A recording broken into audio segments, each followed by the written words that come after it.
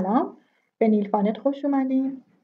همونطور که میدونید خیلی اهمیت داره که سایتمون مخصوصا اگر سایت فروشگاهی باشه همیشه در دسترس باشه و اگر احیانا از دسترس خارج شد به همون اطلاع رسانی بشه که بتونیم سریع مشکل رو حل کنیم.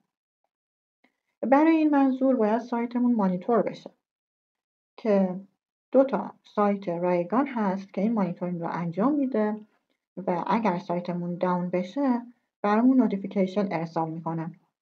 یکیشون پولستیک هست و دیگری آپ تایم ربات که اگر فرصت بشه جفتش رو امروز بررسی میکنیم و آموزش میدیم که چجوری داخلش لاگین کنیم و آدرس سایتمون رو بهش اضافه کنیم. خب من ثبت نامم رو از قبل انجام دادم.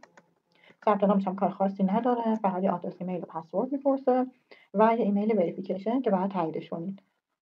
من چون ثبت نام کردم اینجا برام داشبورد میاره، ولی خب شما وقتی بازش کنید میتونید ساین اپ یا لاگین کنید و از طریق ساین اپ ثبت نامتون رو انجام بدید. خب داشبورد رو باز میکنم. اینجا باید آدرس دامنه‌مو بزنم و چون HTTPS هست دامنه من همون HTTPS انتخاب میکنم. اگه نبود HTTP آدرس رو میزنم، مثلا nilpanet.com.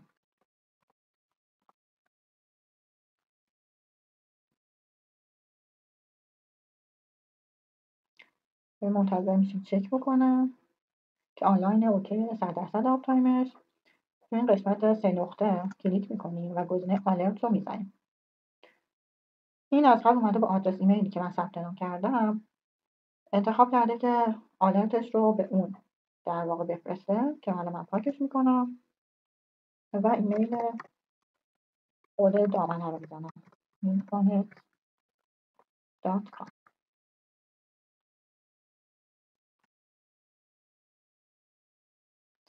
یه تست هم بفرستیم جهت اطمینان.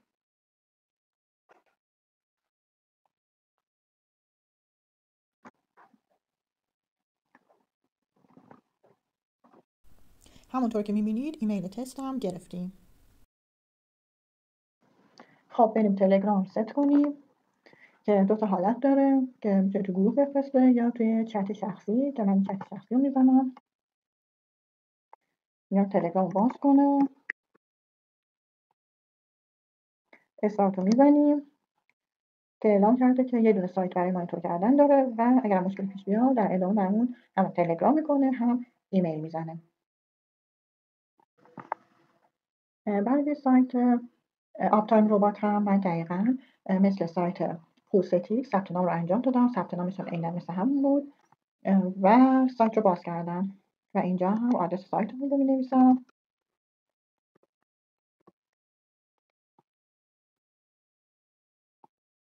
دقیقاً مثل همون که مشخص میکنه که چه چیزهایی رو میخوای که من وبسایت رو انتخاب کردم.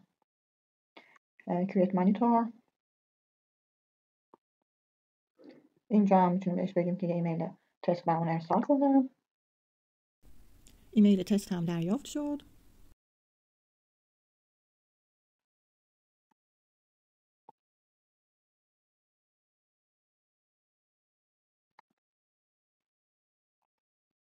وضعیت پیجمون رو گفته تو این صفحه میتونیم ببینیم. ستاپ رو تموم میکنم و تمام.